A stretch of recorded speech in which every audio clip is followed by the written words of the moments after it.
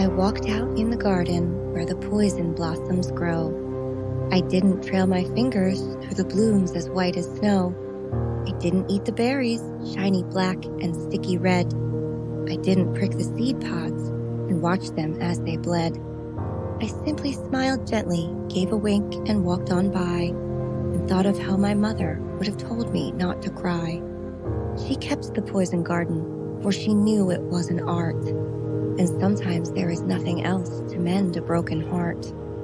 True love is much like poison. Its effects are sure and strong. Your heart will race, you'll lose your breath, your words will come out wrong. So give your love out wisely and be careful where you tread, for apologies can't help you when you are already dead. My lovers were unfaithful and they thought I couldn't tell, so I fixed them tea and cookies and then waited till they fell. I drugged them through the courtyard and then buried them below the quiet, peaceful garden where the poison blossoms grow. I'm Holly. I'm Leslie. And we would be dead.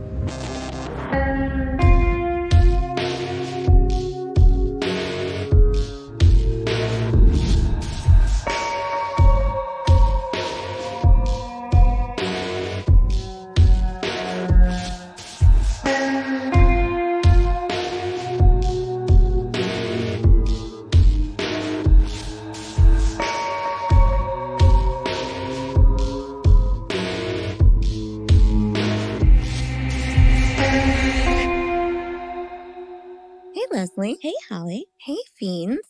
Well, as promised, we are getting back to our weird and old-timey roots this week. Yay! So happy about it. We are telling the story of the most prolific American serial killer you've never heard of. Jane Toppan, otherwise known as Jolly Jane. Yes, girl. Isn't that nice? So jolly. Yeah. When a serial killer has a weird happy nickname, you know it's going to be like a wild ride. And when it comes to weird and old-timey things, Leslie and I really love to talk about them, but we don't really want to look like them, per se. No. No, I don't want to be referred to as vintage or lived in. Oh, ew. Yeah. Doesn't that sound terrible? Yes. No good. Gently used. Holly, these are awful. They're thrift store terms for furniture. Okay. I'm not even kidding. I know. Oh, God. But as they say, time keeps marching forward frequently. It does so all over your face. So I've tried everything to preserve my youthful appearance. I mean, I know, Leslie, you do the same. Yeah. I've tried serums. Yeah. You tried some serums, right? Yeah. Supplements. Yeah. I tried a weird and dated practice that the internet calls face yoga. Yeah. Just making ugly faces at yourself in the mirror for a long time. Yeah. But nothing seems to work as well as a few glowing drops of validation, a hill worth dying on. That's the stuff. Yeah. That's what we need. Yeah. I always try something else, but like...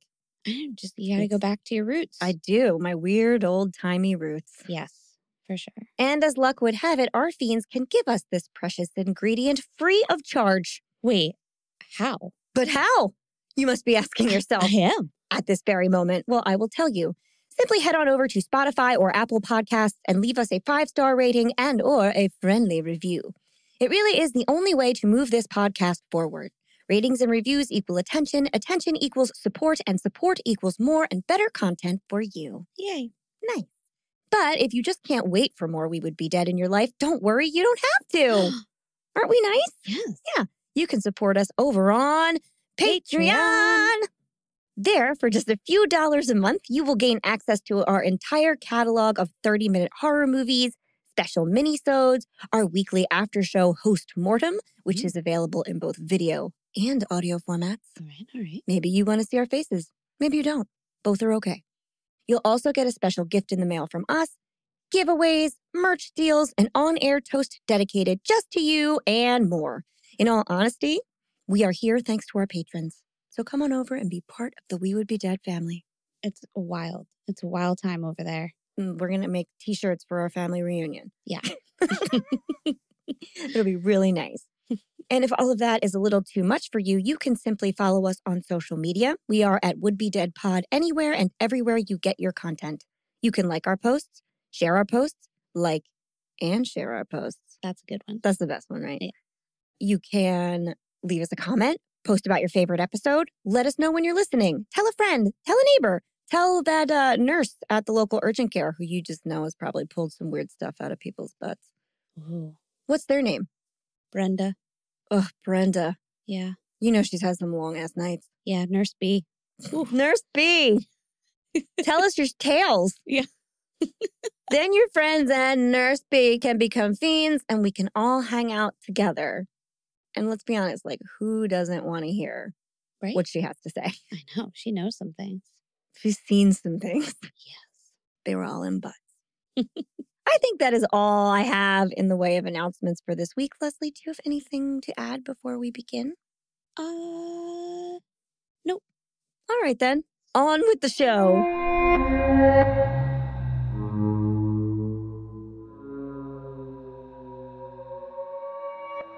Just 45 minutes outside of Boston lies the city of Taunton, Massachusetts. You're a New England girl. Have you been to Taunton? I don't think so, no. Me neither. Actually. Taunton is a busy place full of life and modern conveniences, but its many historical landmarks allow for a unique view into what American life would have been like in the decades following the Revolutionary War. So it's just all of New England, basically.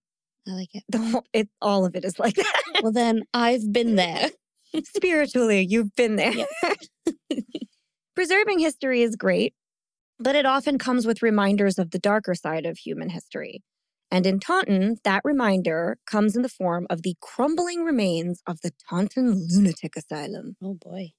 Yeah, the amount of times I've been to Salem, this place is less than an hour away and like a huge destination for ghost hunting and weirdness. And I have never heard of it, not one time. I know. That's what I'm like looking at the area, and I can say that I didn't even know that existed, this little bar. No, I'm looking at the towns around it. I'm like, I've heard of these, but then all of these little towns in Taunton, nothing. Nope. That's I know. Really I know. It's like a little pocket that I just somehow Did escaped. not know. Yeah. Escaped me. And if you guys are from Taunton, we're very sorry. I'm sure it's great. I didn't know you were there.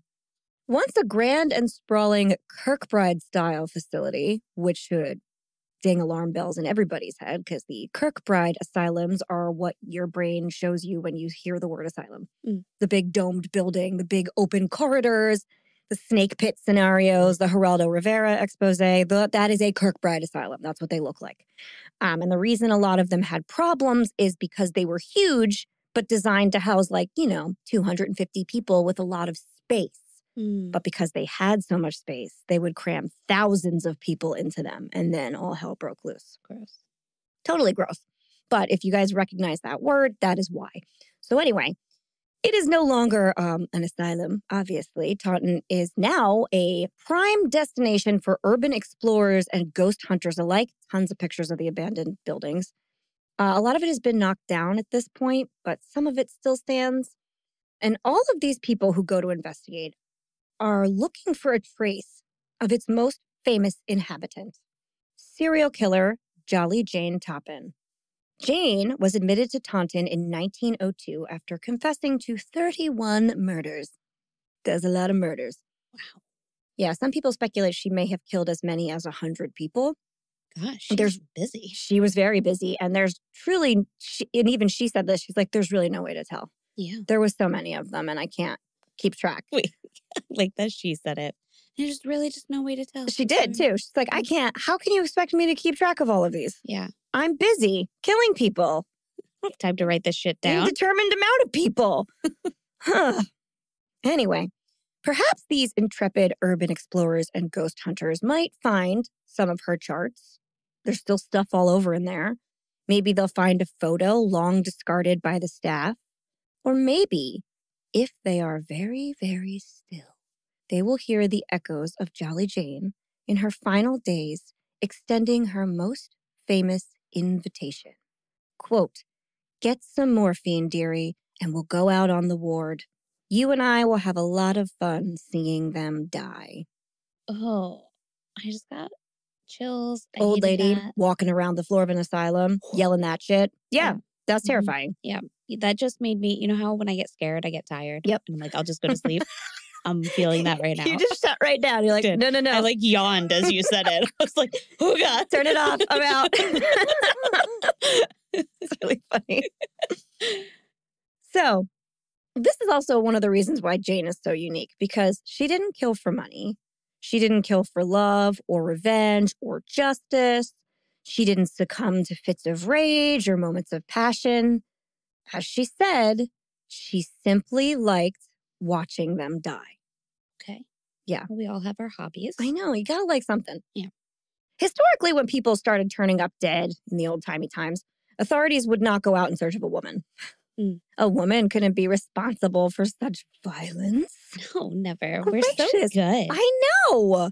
The dead in question could have been covered in hatchet wounds and stacked up in the backyard of a local woman that people call Old Bloody Hatchet, and the police would still be looking for her husband. Where is your husband, dear? Yeah, I just picture them like, sorry to trouble you, ma'am, but is Mr. Old Bloody Hatchet home?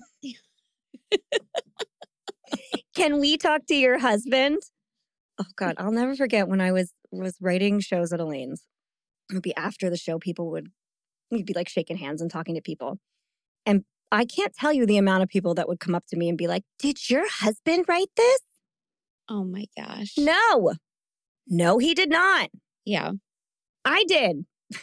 That's so wacky. Me and Old Bloody Hatchet just don't get the credit we deserve. To be a feminist is to say women can kill too. They can. And I picture these cops like taking their hats off too. Like, excuse me, ma'am. Yeah. They pictured serial killing as men's work. Yeah, for sure. Yeah, it was common knowledge that women with their delicate constitutions, soft hands, flowing skirts, and motherly instincts could never possess the level of depravity serial killing demands. Mm-hmm. The truth of the matter is that on some level, they really don't. They just have their own kind of depravity. Right. It's just quieter and more efficient. Mm-hmm. Now, just as a little disclaimer, before we get any further into this, I want to make it clear that when I use the word female here in conjunction with published data and statistics, it is referring to people who have been assigned female at birth. There simply haven't been any studies done on trans women and how they like to murder people. Whether it is estrogen or your brain chemistry that makes these distinctions is a topic that science has yet to fully explore. Personally, I think that means that trans women get all of the options, so really they have the best of both worlds. There you go. If you like murder, which I don't like murder. Anyway, just saying.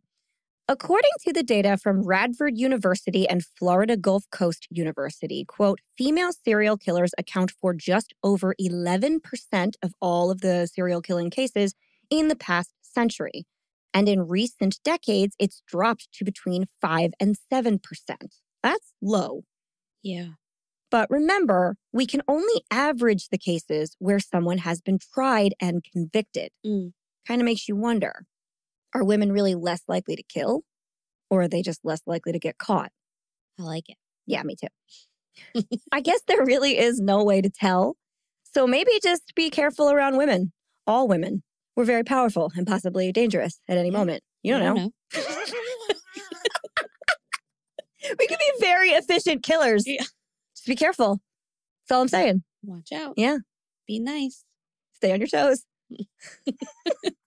So female serial killers are a rare breed. That is undeniable. But female lust killers are unicorns. Yeah. And that is what we're talking about today. Lust murder is the result of a paraphilia known as erotophonophilia. It's a fun one to say. It is. Wow. Right? Which is, quote, sexual arousal or gratification contingent on the death of a human being. Okay. It's like the worst. Yeah. Just the worst. We've talked about this before. We have. We've definitely touched on it before. Usually, like with like necrophilia, a lot of times like people will be both. And in this case, it could be too. We just don't have record of it, so we don't really know. Usually lust murderers, like part of their MO is that they like to torture their victims because they like that moment of death. So they like to it's like death foreplay. Yeah. It almost always involves like just about killing them several times before they actually die. And this is usually attained through great injury, maiming, and other horrible Inquisition-style activities. But this behavior is almost universally male or assigned male at birth. Again, we don't have the data on anything else. And when it does cross over into the world of women, they're usually doing it with a male partner. So think of like Natural Born Killers or Fred and Rose West. Okay. Something where they're like, it's a thing they do together that's sexy. Yeah, sexy killing. Well, why is this? I truly couldn't tell you. There is a lot of gender and serial killer debates out there, but none of them adequately answer this question, which leads me to believe there simply isn't a formal answer. Yeah. Unless the data's wrong because they just don't get caught. But anyway, the numbers are undeniable. Now, Dolly Jane took this template for lust killing, torture, close calls, all of that stuff, and adapted it to the quiet and efficient female serial killing model, which means that instead of engaging in any physical violence, she did all of those things with poison. Oh, a poisoner. Yes. But not just a one-step poisoner. She liked to poison them a little bit and then a little more and then Okay. Yeah, so very different. Now, I'm sure you see, that's a little bit of torture. It is, but that's what I'm saying. She took torture out of the realm we would expect it to be in, which is like, bodily harm, physical, like exterior harm. And she brought it into the world of lady serial killers. Okay, I and gotcha. did it chemically in a way that was quiet and efficient. Yeah. All right. Same results, different method. Yeah. Which to me was very interesting. So, I'm sure you guys have like a lot of questions right now. Frankly, I still have questions, but let's begin at the beginning. Jolly Jane was born on March 31st, 1854 in Boston, Massachusetts as Honora Kelly. She's not born Jane, she's born Honora Kelly. Yep. To her parents, both who were Irish immigrants, and their names were Peter and Bridget Kelly, the most Irish American names in the world. As much love as there is for the Irish in Boston now, like Boston has a ton of Irish pride now, we have to remember that that wasn't always how it was. Right. The Irish, specifically Irish Catholics, of which Honora and her family were, they arrived in Boston in the late 1840s and early 1850s in droves. And we've talked about this before. You spoke a lot about the Irish immigration. This is just a little recap. The Irish had fled their home during the Great Potato Famine with nothing but the clothes on their backs in search of opportunities. Many of them were sick or starving, and few of them had had access to a formal education. Now, the predominantly Protestant Bostonians of the time did not care for them at all. Right. They didn't like Catholics. They didn't like these people. They were not about it. They didn't want them there at all. They sure didn't. Many Irish immigrants of the time spent most of their lives engaged in grueling servitude and trapped in abject poverty. So it was not an easy world that Honora was brought into. Her mother, Bridget, was among the sick. So she's one of the people that arrived already like pretty sick. And she died of tuberculosis when Honora was very young. Again, also very common way to die back then. Leaving her and her two sisters to be raised by their father. Who was a pleasant man, right? A delight. Wonderful. False. Peter Kelly was not an ideal candidate for this job. No. Damn. I love your hope.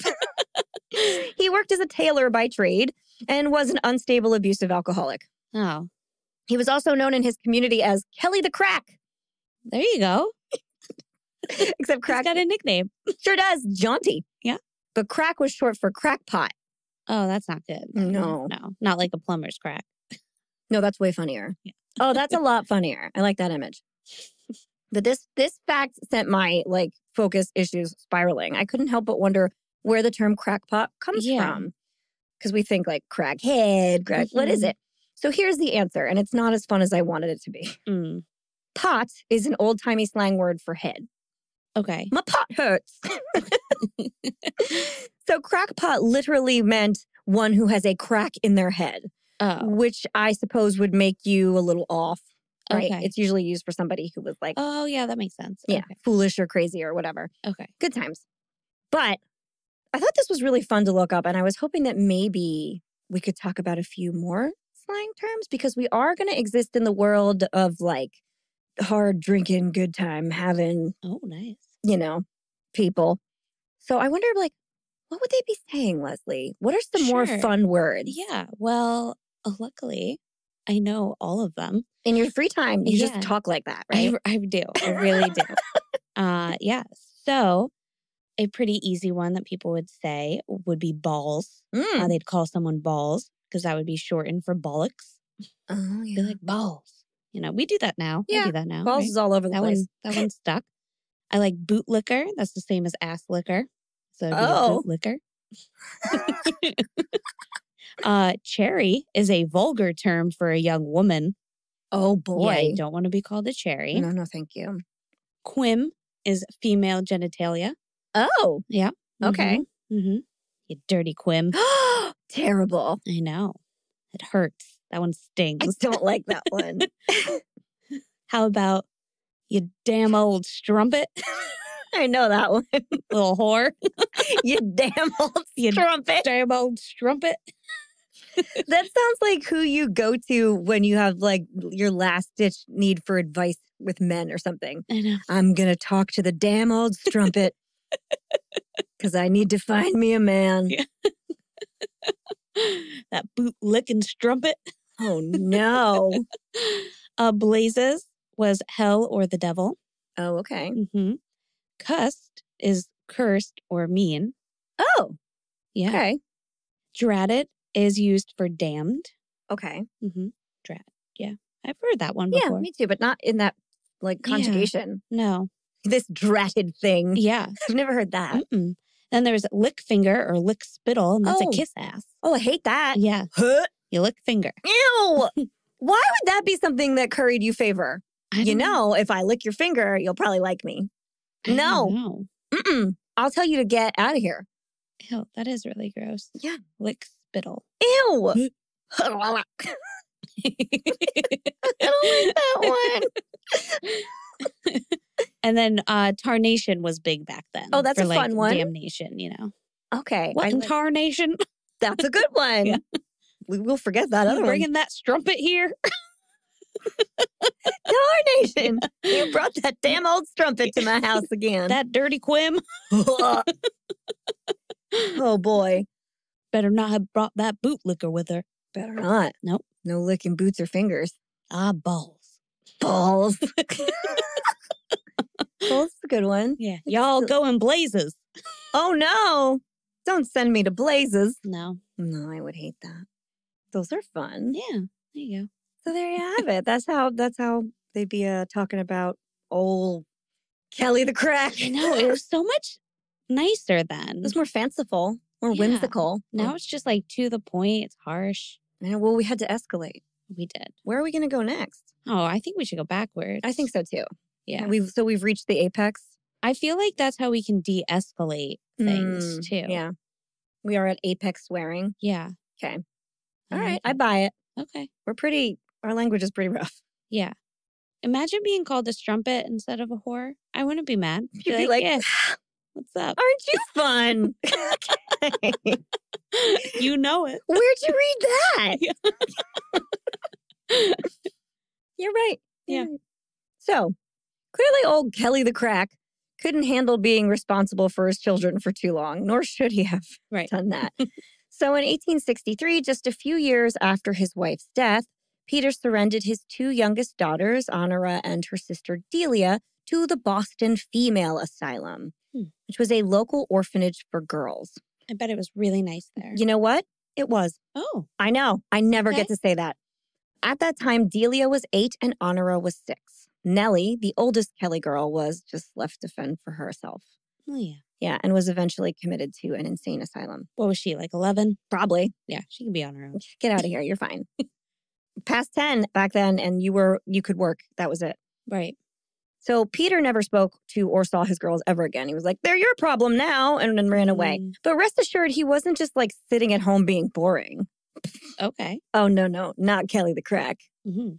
He continued to descend into the bowels of madness until eventually he sewed his own eyes shut at work one day. Can you imagine that's what your tailor does? You like walk in to get pants fitted and he's got his eyeballs sewn shut. That is wild. Yeah. Uh-huh. Is this like a horror movie? Kind of. Is this made a movie? I don't know, probably, but not like a good one. Okay. It's like the Jersey Devil where nobody like did a really good job at it. All right. I say we take it on. Let's All do right, it. Okay. So I assume Kelly the Crack ended his days either locked up or in a gutter somewhere because there's really no other stories about him after that one, which really go out on a bang. You know, that's going to be it. Whew. Anyway, so Honora and Delia were definitely better off in the Boston Female Asylum, which sounds insanely dark. But for once in my storytelling life, I am happy to report that it wasn't. The Boston Female Asylum was the first girls' orphanage of its kind in Massachusetts, and it does live on today in a slightly different form. I think it's called the Home for Little Wanderers. Oh, Yeah. cute. Yeah. But at this time, when it was the Boston Female Asylum, girls would stay there and be cared for, well, as it seems, until they were 10 or 11, at which time they were placed in households as domestic help.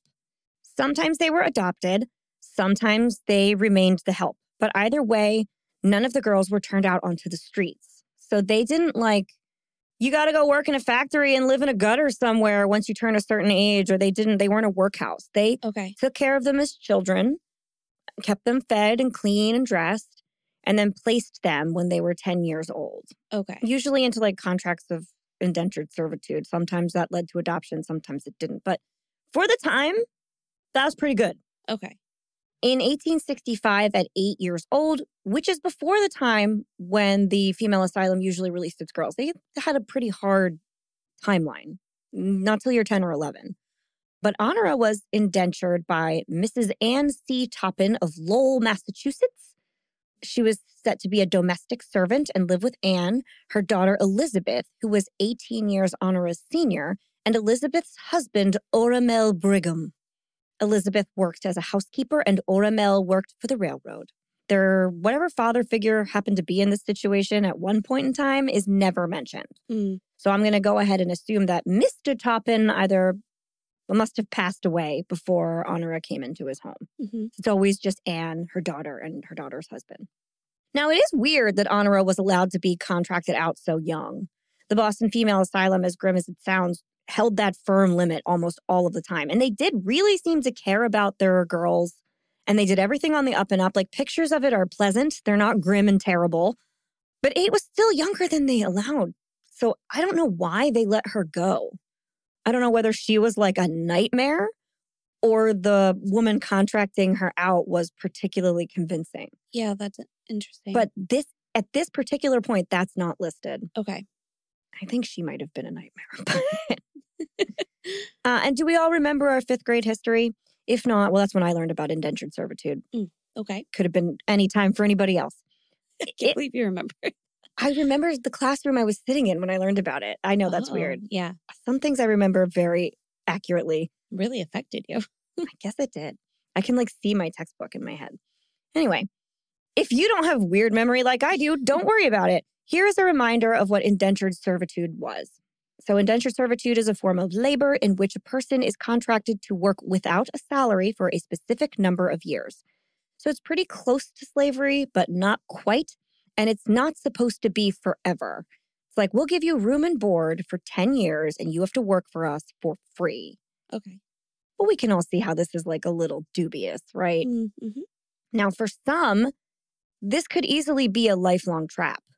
Because where do you go after a 10-year contract where you make no money? You don't have anything. You can't go rent a place to live. You can't buy food. You have not a single dollar. Right. So with no other options, you likely just sign on for another 10 years if you can. And if not, well, you're out on the street. Some contracts would charge for room and board too. And they would pay a tiny pittance. And these two would not even each other out, so that the indentured would be constantly in debt and never be able to work their way out of it. So that would also keep them tied to a position forever. I don't know which one of those things is worse, but none of them are good. No. We don't know too much of Honora's sister Delia after her time at the orphanage was up. We know that she was placed in a household because all the girls were placed in households. And when her time with them was over, she became a sex worker. That's about all we know. Indentured servitude can leave a young girl with not a lot of options, which is exactly what I was talking about before. She probably left the house and had nothing to her name. Oh, that sucks. Yeah, it's really rough. It was really a system that was just designed for failure. Right. It just set them up to fail. Well, it's fostering is still kind of like that. Yeah. That's what like sucks. It's just like has a different name, but it's yeah. almost. And when you age out, like, well, Yeah. they're not working for you, but Yeah. still, I mean, there are a lot of holes in the system. Anyway, off Honora goes, though, to her new household, right? And when she arrives in the Toppan household, they insist that she go by the name Jenny Toppan, though they never adopt her. Okay. They just give her this name, which begs the question, why bother change her name? And if you're going to, why not just change her last name? They changed her first name, too. Why go through all that trouble? To appear less Irish, of course. Ah. Mm-hmm. Anne, who insisted that Jane call her auntie, Fun. was a not real pro-Irish type gal. She was a Boston Protestant. She did not have any love for Catholics or Irish people. Okay. So they had to make their little charge acceptable in the circles in which they ran. Yeah. And then they really instilled these values on Jane. And she would spend the rest of her life saying hateful and disparaging things about the Irish and the Catholics and the Irish Catholics because she was trained to hate who she formerly was. Which that'll fuck you up in the head, man. Sure. Not that her family treated her well, but still. Yeah. That family must have been so proud to be like, see what we created. Yeah, right. Well, I'm so glad we gave her our last name. Yeah. We did that. All us. But that's probably pretty confusing for a kid. They're like, oh, you're here? You're Jenny. Yeah. This sounds like, what are these movies? All of these childhood movies are coming back to me of like orphaned kids going to homes where they all get like different names. Orphan was a popular storyline when we were younger. I thought I was going to meet so many orphans. I thought there were orphanages everywhere. Everywhere. I wanted to go to them. They were in every neighborhood. I know. I've never seen one ever. That's why we don't have superheroes. There's not enough orphanages. No, bring them back. Anyway, Jenny, who I suppose Jane is also a nickname for because it's blurry as to when she like took on this moniker, but formally she's listed as Jenny. Nicknames were weird back then. She also she lied about her origin story a whole lot. She did have friends, and she went everywhere with the Toppans. Like when they went out, she went with them and stuff. And I think she had some schooling. But the Toppans did make it well known that this was not actually their child. Okay. This is our little charge. We saved her from a cruel, cruel life. This is our boy. We bought a girl. Isn't she nice? Ugh, yeah. But when asked about her real family, Jane would make up really fanciful lies. She would tell people that her mother joined the circus and her father was a Civil War hero. Though, to be fair, I don't think anyone would run around being like, my mother died of TB in a gutter and my father was an insane alcoholic who sewed his own eyes shut. And he was named Crackpot. Remember old Kelly the Crack? Yeah. That's my dad. Yeah, that's it. I don't think anyone's bragging about that one real hard, but that's just me. No, that's what I was thinking. I was like, I absolutely also would have made up. Yeah, people stories. like lean into that one a little bit, and I'm like, No, that was self-preservation, and I think any kid in that position would have done it. Would have been like, my mother is a unicorn wrangler. Yeah. And my father invented windmills or whatever. Like, and when I become of age, I can be a wrangler with my mother too. I am going to ride unicorns on windmills. Or I'll make windmills out of unicorns. I've yet to decide. Ooh. Yeah. Their horns are very sturdy. Probably. And magical. Durable. Yeah. She has so many options. Wow. Exactly. So, as a youth, Jane was described as, quote, brilliant and terrible. Okay. Did that go on her tombstone? I wish it had. I love this description so much. That is so accurate. I want a t-shirt that says brilliant and terrible. Okay. I'm adding it to our list. You should. It's a really good one. God. And they called her this because she could be very kind and devoted to some of her little friends, but any kid that crossed her or did something she didn't like, or even if she just decided she didn't like them, she would socially destroy them. Okay. Yeah. She didn't fight with kids. She never got her hands dirty. She would just make up horrible lies and spread rumors about them until they were miserable, ostracized, and disgraced. Oh, she's the worst kind of bully. And a grudge holder, too. So she'd do it forever. God, girls suck. Yeah, they really do. Very charming trait in a child to be able to like totally ruin people with a simple sentence. Right. Yikes. So, brilliant and terrible. Yeah. It's appropriate. So by the time of the 1870 census, the former honora is also listed formally in documents as Jane Toppan in print. So it is written, so it shall be. So that's the first time she's got like documents saying that's her name. Mm-hmm. So now we jump to about 1872, because the rest of her childhood while she was there was just pretty much more of the same. In 1872, Jane had worked as an indentured servant for the Toppans for 10 years, and she was turning 18. That means her contract is up. The Toppans gave her $50, not common either, for her 10 years of service. But still, $50 back then was a lot of money. Well, yeah, when you take into account the room and board and the food that she ate, yep. I'm sure $50 is what was left. Yeah, but they also gave her the option to stay on as like a paid servant. Oh, okay. Which she chose to do. So she stayed with this only family she's ever really known, and they gave her wages and stuff. So really, this worked out pretty well. Okay. As well as anything like that seemed to be able to back then. So she said yes, she decided to stay on with the Toppans. And shortly after this, Auntie Anne passed away and left Jane nothing in her will, which I wasn't super surprised about. This is mentioned everywhere as something that was devastating to Jane. But like, she made it clear that this wasn't her child. Mm-hmm. She was like, she like owned her for 10 years. I don't necessarily think she was going to leave as even if she was nice, she never adopted her. Yeah. So I didn't necessarily think, oh, this one is definitely going to leave her something in her will. I wasn't surprised. Well, I feel like that makes sense to us. Yeah. But I'm sure if you're the kid, yeah, you're the kid and you've been working for somebody for that long and they're the only family. You would just expect something. Yeah, but she got a big fat nothing. Yeah. So by the 1880 census, Jane Toppan was now formally living in a home with her foster sister, Elizabeth, and Elizabeth's husband. Now, Elizabeth had always loved Jane. She thought of her as her little sister. She really took to her. She thought, she's 18 years older than her, too. So she was like this cute little girl that was in their house. And she just really always thought of her as family. So she's like, you can keep on doing exactly what you were doing. Nothing's going to happen now that my mom died. It's fine. But it's a little bit of a precarious agreement living with Elizabeth and her husband, given that Jane did not like Elizabeth as much as Elizabeth liked her. Oh. But she did like Oramel. Okay. Elizabeth's husband. Yes, Oramel. Awful lot. Which my computer wants to autocorrect to oatmeal every time. I like it. Oramel. So, mostly she kept these burning feelings for Oramel to herself, but she did try to flirt with him in like a not so sisterly way. However, this behavior kind of flew right under Elizabeth's radar. She just wouldn't expect anything like that. Because she's brilliant. And terrible. Yes. But this is going to come back to haunt Elizabeth later. Don't you worry. Jane coasted along through her 20s, living with Elizabeth and Oramel. She never got married herself, though she did come close. She fell in love with a man named Charles May, who proposed to her with a ring engraved with a bird on it. Nice. Everyone mentions that. It has no relevance, but everyone likes it a lot.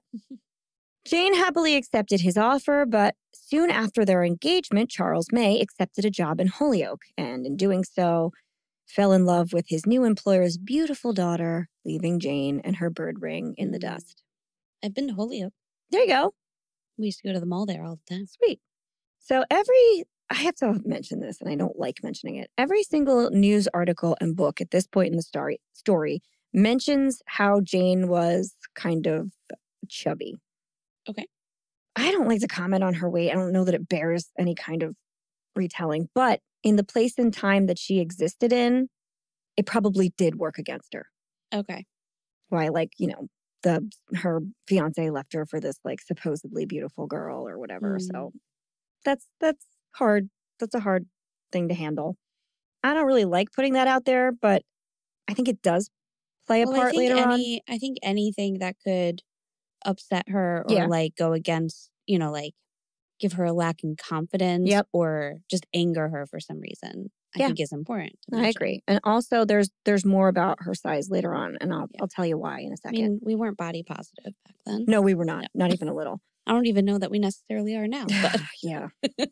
By 1885, Jane had had enough of living with a man she was secretly in love with and working a job that was going absolutely nowhere. So she applied to and was accepted to nursing school in Cambridge. While there, she was very, very well liked, super popular at nursing school. She put on a bright and bubbly personality. She's probably a bit of a bootlicker, kissed up to all her doctors and people in charge. I think that would be the little, what was that? The lick finger. Ew. She was a lick finger, a little kiss ass. That too. Yeah. But she would put on a bright and bubbly personality. She was a delight while working in the hospital. And afterwards, she could get, kind of rowdy and have drinks and swear and party and be fun that way too. Right. So yeah, she put on a persona that was very likable. So it is during this time that she became known as Jolly Jane. Okay. And jolly refers to a state of being as well as her size. That's why they call her jolly. There's a reason they use that word for Santa. And I also think that her size and bubbly personality would have made her seem safe. Because she wouldn't be viewed as a threat by other women or coworkers or patients. Like, she would be seen more as safe. Okay. Whether that is good or bad, in the time, I feel like that's something that would have added to her being like this like caretaker, motherly presence, Though she certainly shouldn't have gotten that title. Like, she definitely wasn't safe, but I think this aided in her disguise. As in her brilliant and terrible schoolyard days, Jane always had her favorites among patients. While at Cambridge, they were always elderly patients who were very, very ill. Oh, she probably just felt so bad for them. She's just so kind and compassionate. Yeah. Mm-hmm. Jane would gain their trust and become very close to them and often spend hours at their bedsides. Mm-hmm. Sadly, though, many of these patients ended up dying. Right. But they were elderly and very ill, so that was kind of to be expected at the time. So the hospital staff never batted an eye. What they didn't know is that Jane had become bored and began to conduct her own experiments. She wanted to see what high doses of morphine and atropine would do to the nervous system. Yeah, well, you got to keep your mind working. Got to know. Yeah. And spoiler alert, they don't do good things. They don't help you. Not in this case. Oh, this was not a hospital-sanctioned study, by the way. Yeah. It's independent study, mostly, Okay. So we all know what morphine is. It's a heavy narcotic drug used for pain management, which is found in a substance called opium derived from the poppy plant. So it's like heroin and other stuff like that is morphine. We all know that. A large overdose can cause asphyxia and death by respiratory depression. And atropine is it's belladonna. Okay. Which is simplifying it a whole lot. But it does have its place in medicine. We've talked about belladonna before. But for today's purposes, you just need to know that it speeds up your heart in high doses and slows down your heart in low doses. So experiments would probably be interesting. Yeah. It also slows down saliva and mucus production and dilates your pupils. Okay. Yeah. That's why they use it with anesthesia. It has also been used as an antidote for nerve gas and other toxic substances in soldiers in like wartime situations. I don't know that it necessarily actually helps them, but it was used. So these drugs were both very common in hospitals back then, though. In fact, you could probably get them, you definitely could get them both over the counter in one form or another. Substances were just accessible back then. Right. So they would simply have been what Jane could get her hands on. And then what she did with them got really weird. Jane would lock herself in her favorite patient's room. And so the two of them were all alone. And then she would give them high doses of these medications and climb into bed and lay next to them and watch as they struggled. Okay, that's weird. When they hovered too close to death, she would bring them back to life with life-saving techniques she learned in school, only to repeat the whole process again once they were stable, adding a little more poison in this time, seeing what that dose did, happily. Sometimes these patients lived through their ordeals, sometimes they didn't. But since they were old and infirm, and Jane was locked in a room alone with them for some time, She could alter their charts and lie about medication, and no one ever batted an eye. She was the kind and compassionate nurse who would sit for hours with the elderly. Now, she describes some of these events in her eventual confession like this, quote, "When the climax of my mania passed, I realized what I had done. I have known that my patients were dying. Then my greatest thought was to resuscitate them. I have then worked over them, trying to bring them back to consciousness. I have sent for doctors and other nurses and tried my best to save them. Sometimes I have been successful, but many times the poison was too much. They were beyond recovery and died." So she also called in an emergency. Okay. Everyone, come save them. I'm trying. Yeah. Look how good I've done. Great. But it also sounds like she's saying that she was like she said after she came out of her mania, then she'd be like, oh, I need to save them. But then she does it again in a lot of cases. Yeah, I know. Yeah, this is just one statement that included... I'm just wondering if that's No, and I'll talk about that in a second. Because of this specific line that I just read, a lot of people will classify Jolly Jane as an angel of mercy killer. These are killers who occupy the role of a professional carer, or sometimes referred to as angels of death or angels of mercy. Now, in this role, they may kill their patients for money or pleasure or a belief that they're easing their pain, or simply because they can, or to save them. Because they want to save lives. So they create a situation wherein they're going to try and save their life. And I think you could categorize her this way. But later in this confession, she goes on to describe this mania, she says. She uses the word mania as thrilling and sexual in nature. Yeah. So I really think lust killer is more accurate. Yeah, I'd say so.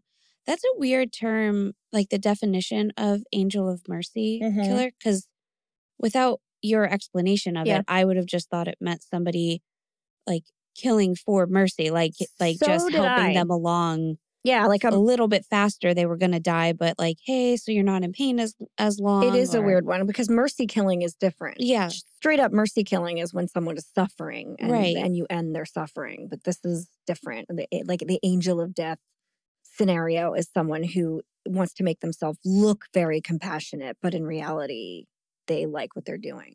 So she could be one of those, but there's an element of this being a sexually driven frenzy that I think qualifies her more as a lust killer. Mm-hmm. Okay. But you guys can decide whatever you would like. Don't choose wrong. No, don't. Because of her amiable personality and unwavering compassion, Jolly Jane was recommended for a job at the prestigious Massachusetts General Hospital in 1889. And this is a huge deal. Massachusetts General is the teaching hospital for Harvard Medical School. They were one of the first hospitals to use anesthesia for surgeries. They had one of the first radiology departments. They were one of the first places to do x-rays in general. They're a big deal.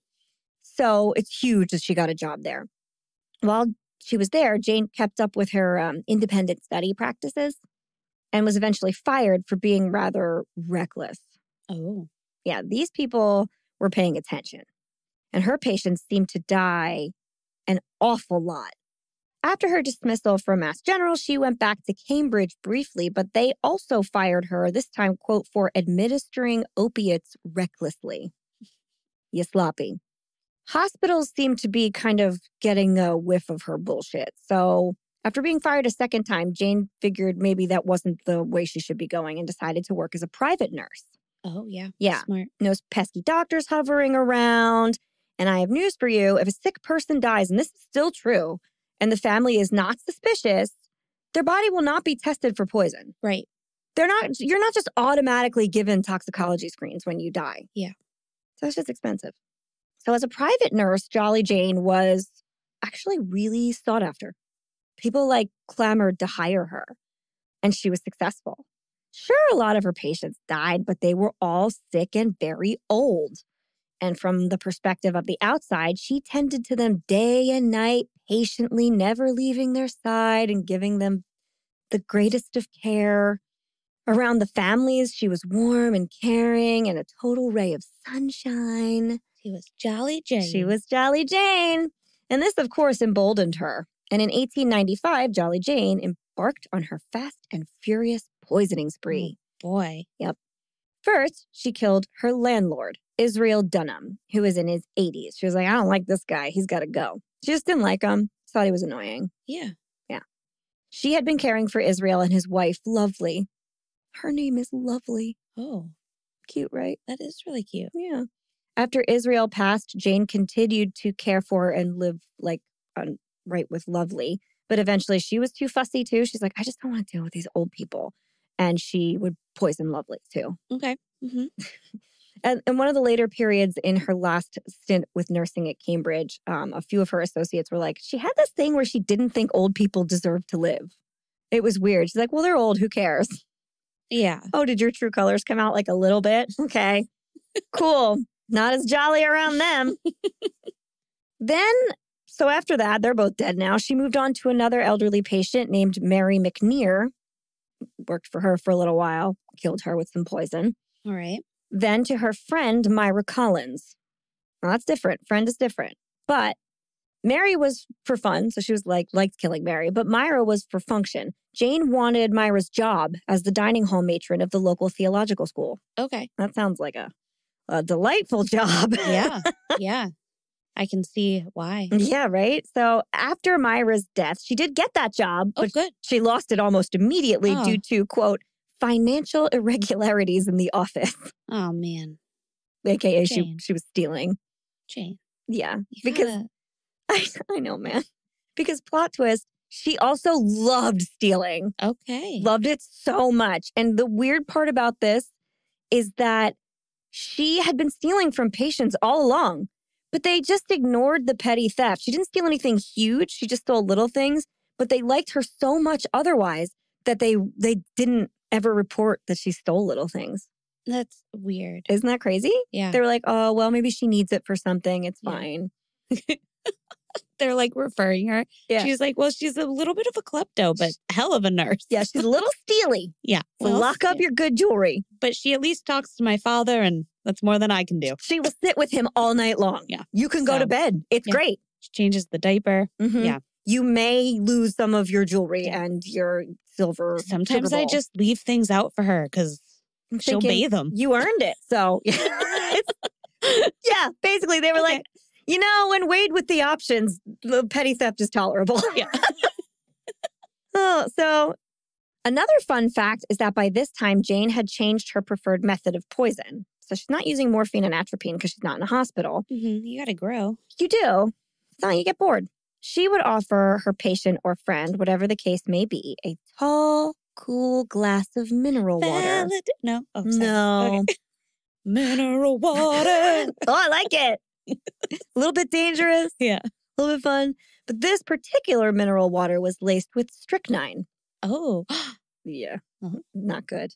Do you remember your song? For strychnine? Yeah. Isn't that in the arsenic? Oh, Isn't God, yes. Your poison song? Arsenic, something. Maybe we'll put it at the Arsenic, strychnine. Yeah, then there's... Bring that one back, John. Arsenic. Yeah. Oh, my God. Yeah. Funny you should mention that. Okay. Because if you remember our poison episode, of all the poisons out there, and most of them were available in an apothecary back then, strychnine produces the most agonizing results. Mm-hmm. It was the worst one. It causes painful, involuntary general muscle spasms, muscle cramps, stiffness and tightness, agitation, heightened awareness and responsiveness, respiratory failure, stimulation-sensitive seizures, and death. So you know what's happening. You're very aware, but out of control. It hurts like hell. And it's not fast either. Ugh. Yeah, it's like strychnine is, God, one of the worst ways to go. It's not good. What would they use it for then? I don't know. I didn't look that up. I did when we covered poison. Okay. But if you want to look, you can. I'm going to look it up. Go ahead. But if you're given too much of it, it does some really horrible things. And it's the one that smells like burnt almonds too, I think. But I can see why someone who likes to watch suffering would be drawn specifically to that poison because it's going to give you the craziest results. Okay, so while it's no longer used medicinally, it was used historically in small doses to strengthen muscle contractions, such as a heart and bowel stimulant and performance-enhancing drug. The most common source is from the seeds of the Strychnos vomica tree. So vomica is in the word vomit. Yeah, is right stay there. out of there. Yeah. That sounds terrible. But yeah, so I guess that makes sense. Like Because it when causes you're muscle talking, contractions, yeah. yeah, but in a small dose, maybe it was just enough to get them going. Yeah. Almost like electrical stimulation. Mm-hmm. Yeah, I guess. In a large dose, though, it's terrifying. And there are illustrations of poison by strychnine.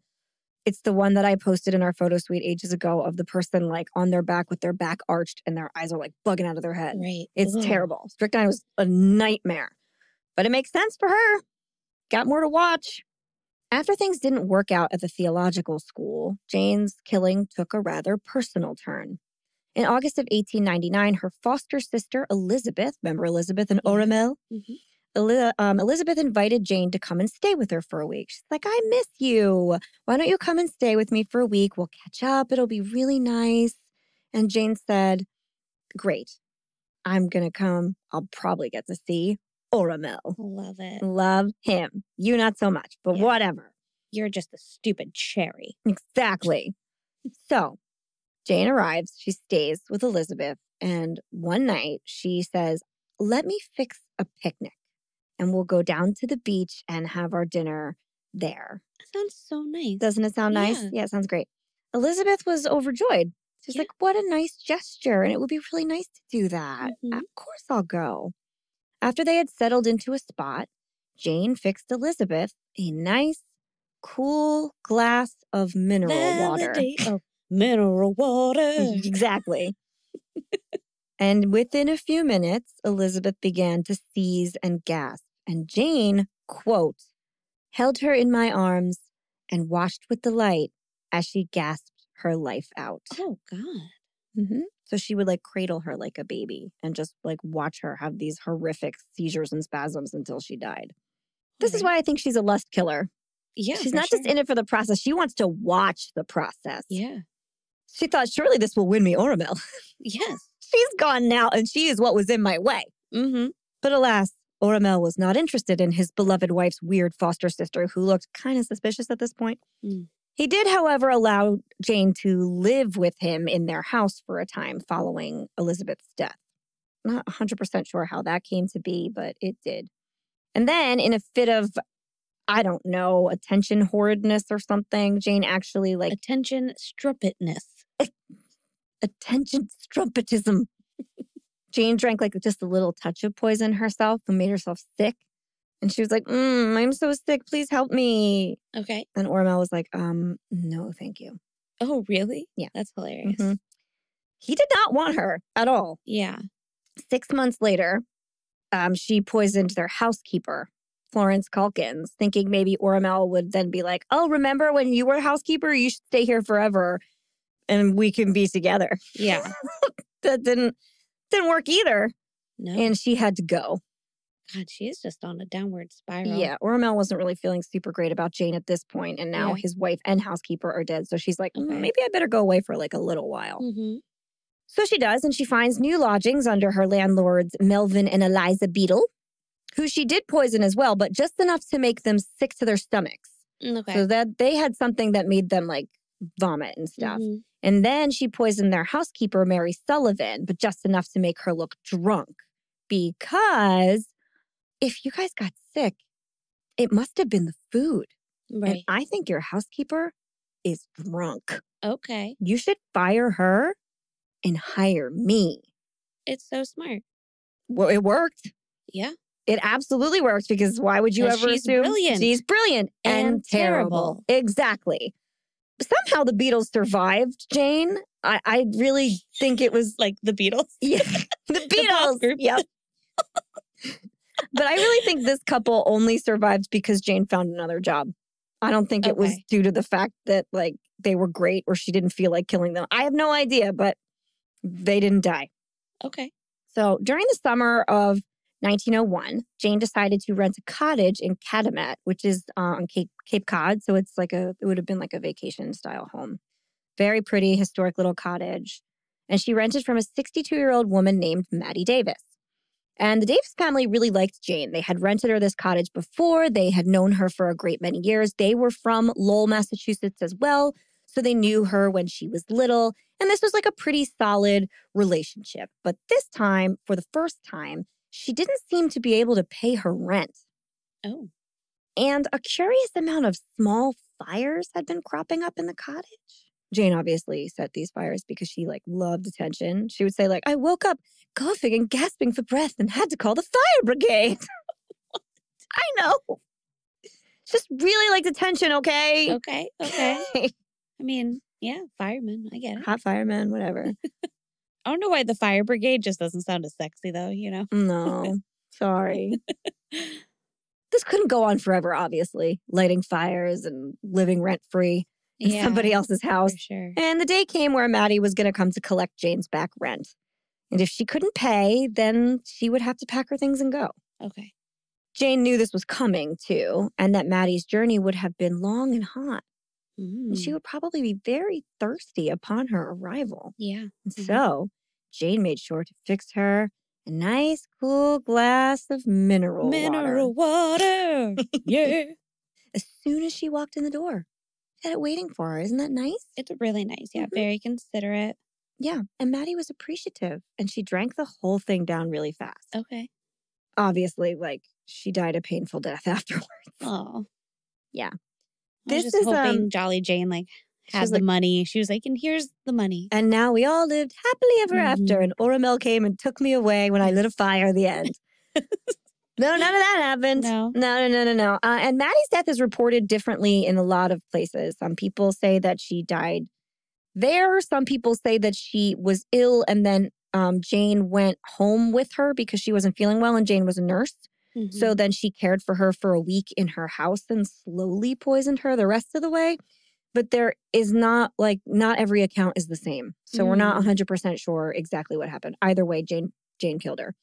And then moved herself right in with Minnie's grieving husband, Aldine. Okay. Yeah. She's like, oh, your wife died. You're 64. Probably need someone to help care for you and your family. Why don't you let me take care of you? Nice. Yeah, she's very nice. Mm-hmm.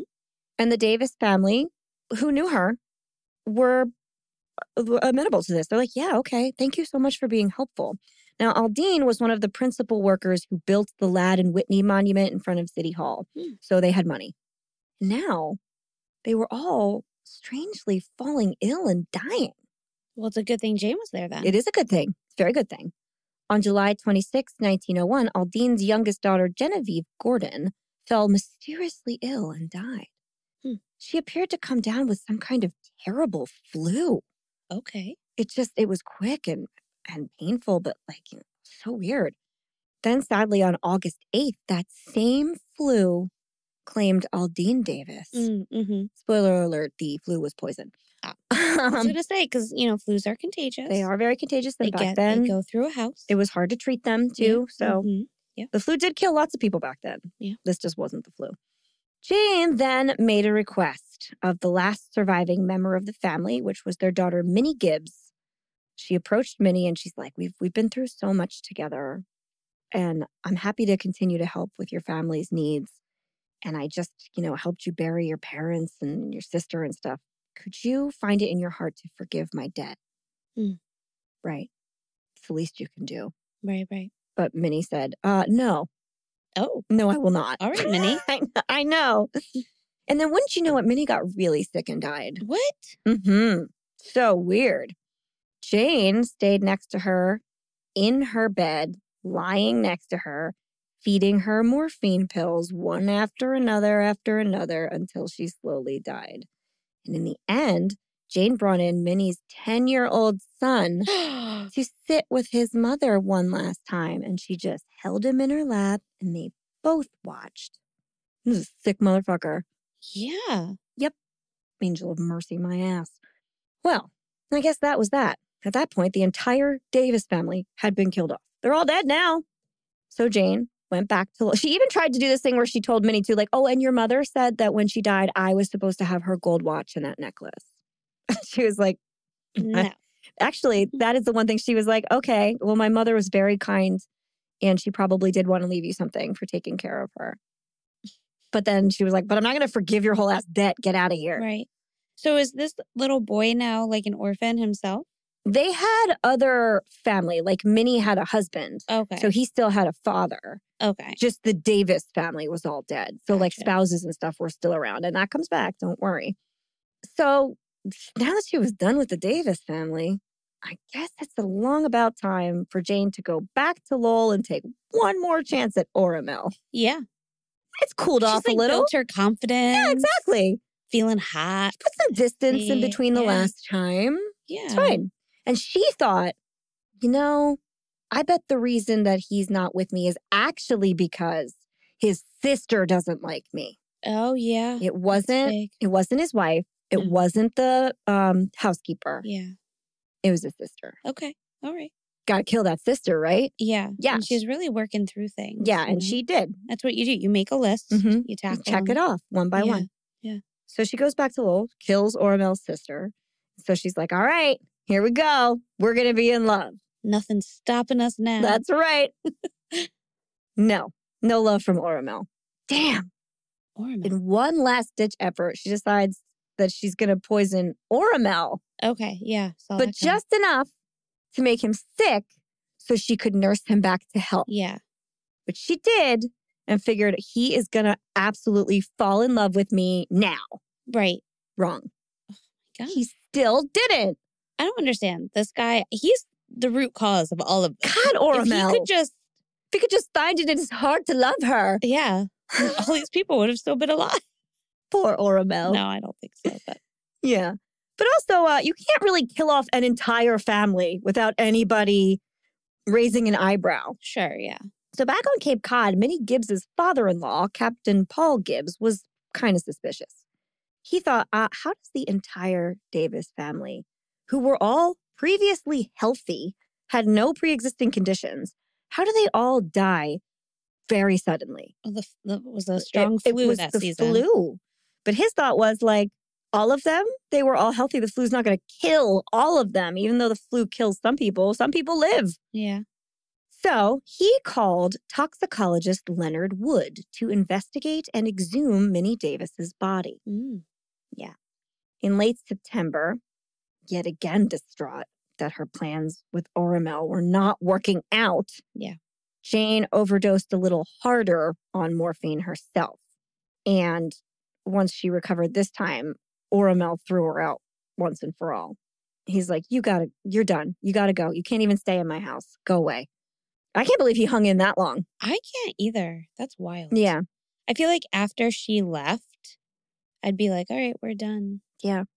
I guess wild when she felt any compassion towards her. Yeah, I guess when she came back to kill the sister, she was like staying with him too. Because she would be. She came back into town. I don't know how he let her keep staying with her. Well, that's what I mean. Like, it's just weird that he would, because he doesn't really have a connection anymore. No, but I guess the house would have been like the Toppan family house, and she's a Toppan, so maybe he felt like, I have no idea. It doesn't mention Oramel's perspective ever.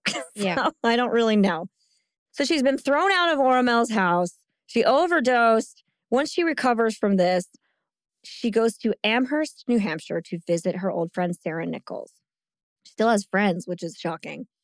Meanwhile, investigators had exhumed the body of Minnie Gibbs and tested it, and they found it just teeming with poison.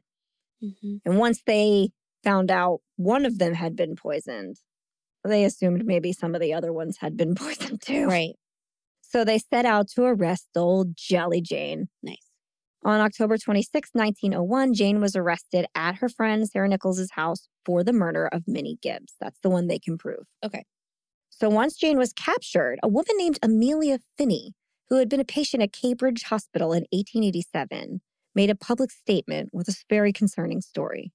She said that while she was a patient at Cambridge, Nurse Toppan gave her some bitter-tasting medicine after her surgery, and as she drifted into unconsciousness, Jane climbed into bed with her and began kissing her all over her face. Oh. Mm-hmm. Before Jane had the chance to kill Amelia Finney, though, someone entered the room. The next morning, Amelia wrote the incident off as a nasty dream. She was on all this medicine and she had just had surgery. She's like, man, that was a wild dream I had. But then when she sees this woman arrested for poisoning, she's like, holy shit, 100% that woman poisoned me. Right. which is so wild. I know. Oh my gosh. It's like, ugh. I know. Having that realization that you had a very real brush with death. Yeah. That's nuts. Oh, it's so traumatizing. Yeah. On June 23rd, 1902, in an 8-hour trial, Jane admitted to all of her deeds. She's like, yeah, I did all that stuff. Yeah, I did it. And she stated confidently that not only did she do it, she did it with sound mind. She said, I am not insane, despite what some people in this courtroom might say. She said she knew exactly what she was doing, and she was well aware that it was wrong. But she did it anyway. And we all know that's the definition of like guilt by reason, or like, getting off by reason of insanity, that you didn't know what was wrong or whatever. She said, no, I did. I knew. And even though she said all of those things, she was still declared not guilty by reasons of moral insanity and sentenced to Taunton State Hospital for life. The jury only deliberated for 27 minutes. Yeah. And she went on the stand and said that shit. She's like, I did it. Right. And they were like, you're so crazy. So this is an interesting term that I had not run into before. Moral insanity.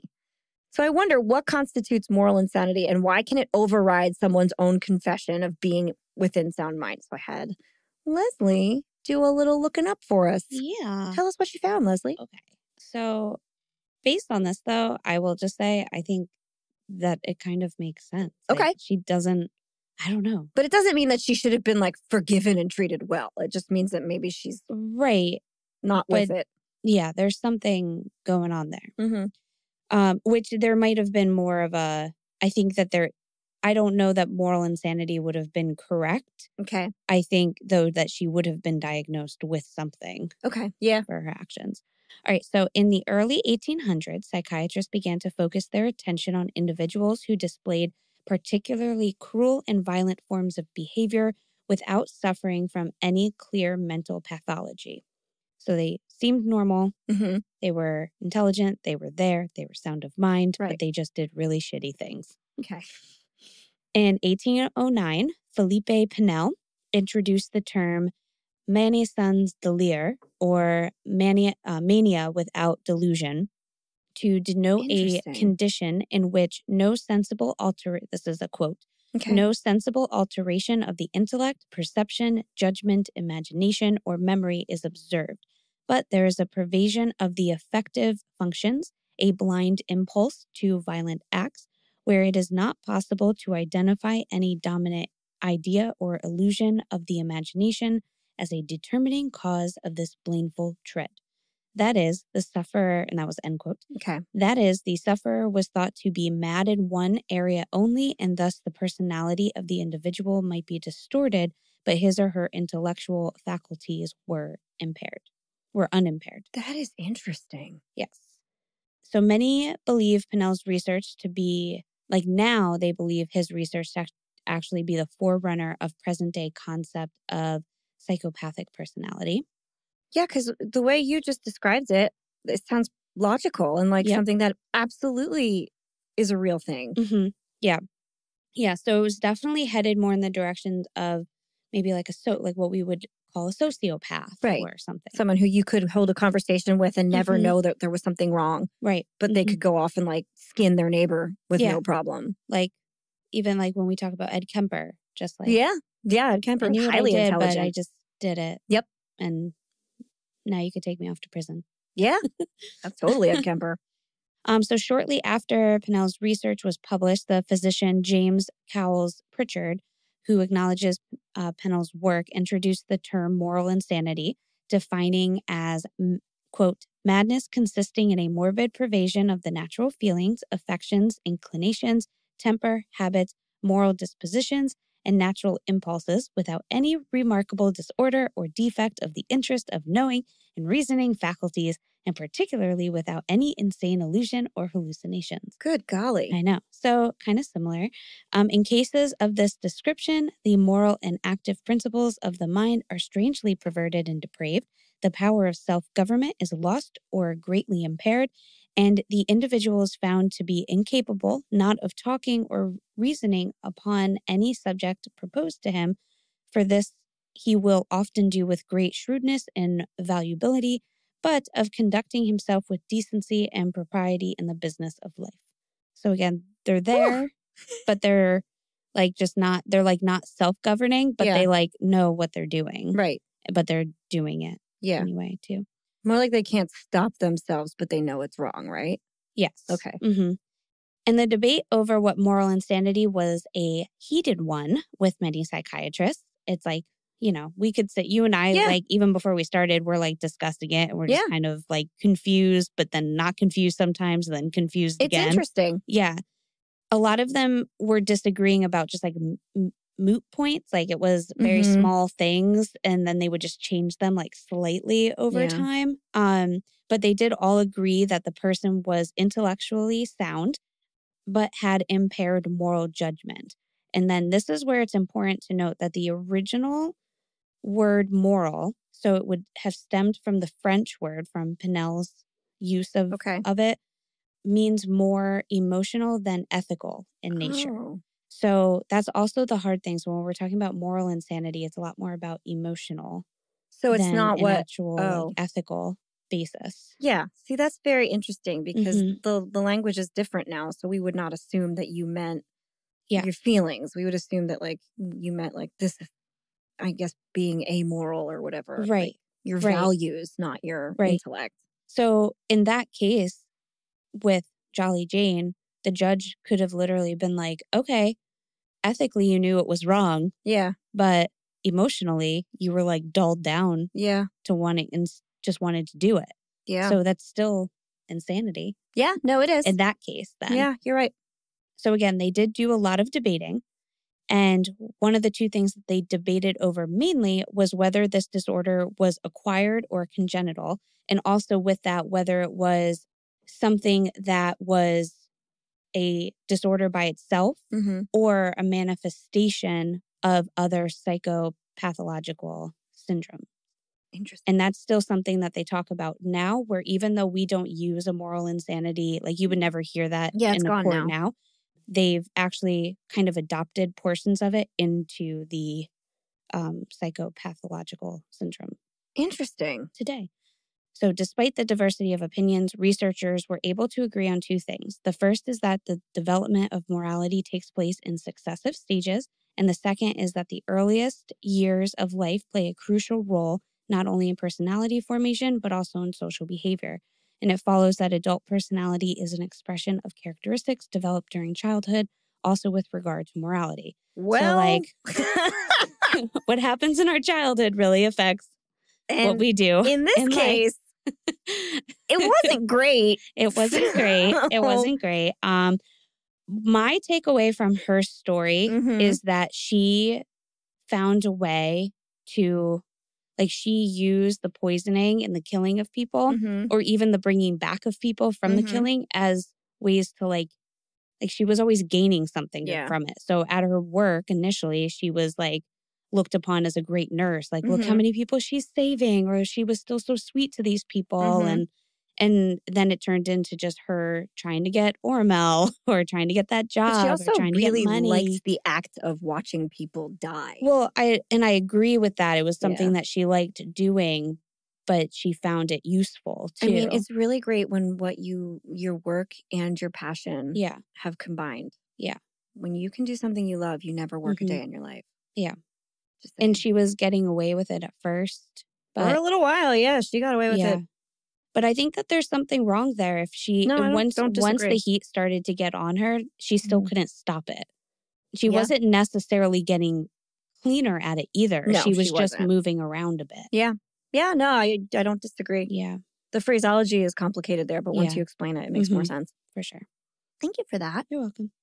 Soon after the trial, the New York Journal printed Jane's confession that she had made before her trial to her lawyer. This is like bad business, man. You're not supposed to tell your lawyer you did it and stuff. But this confession, where we got some of the quotations from earlier, claimed that she had killed more than 31 people, and she wanted the jury to find her sane so she could eventually have a chance at being released. Because she thought if she was found insane, she would be in a hospital for the rest of her life, which she was.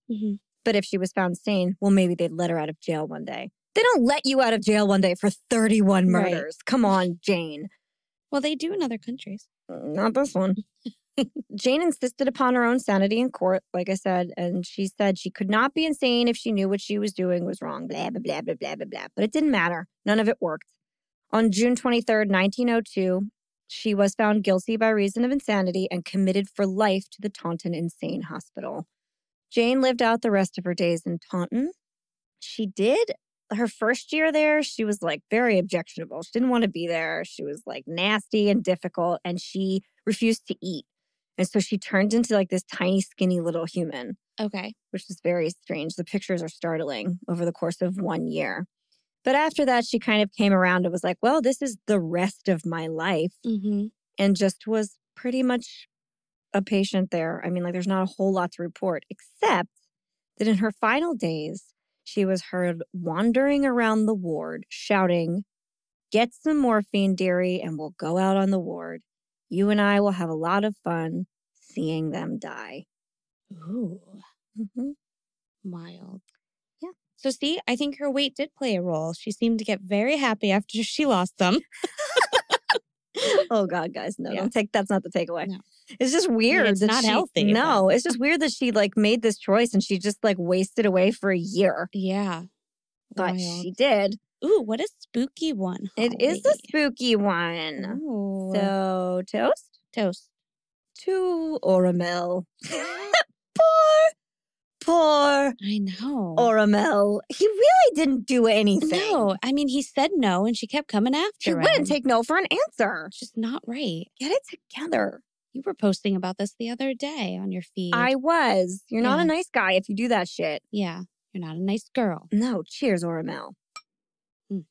And I guess all of her many, many victims. Mm-hmm. Cheers to them, especially the Davis family, all of whom were taken in one fell swoop, basically. Right.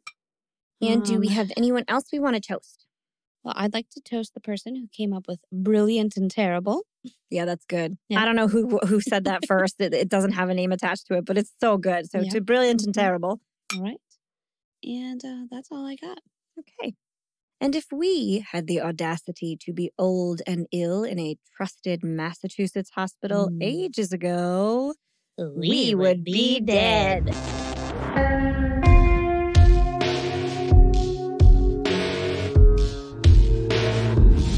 Thank you for listening to the We Would Be Dead podcast. Hit subscribe now to never miss an episode.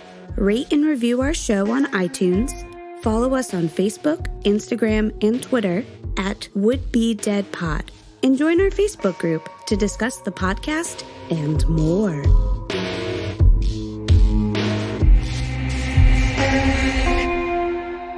You know, if I lick your finger, you'll probably like me.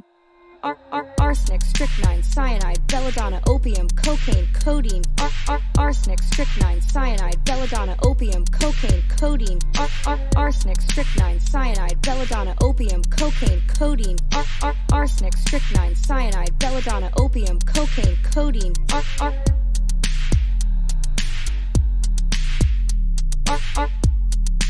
We would be dead.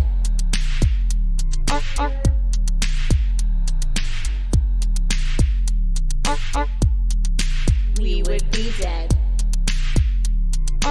Arsenic, strychnine, cyanide, belladonna, opium, cocaine, codeine. Arsenic, strychnine, cyanide, belladonna, opium, cocaine, codeine.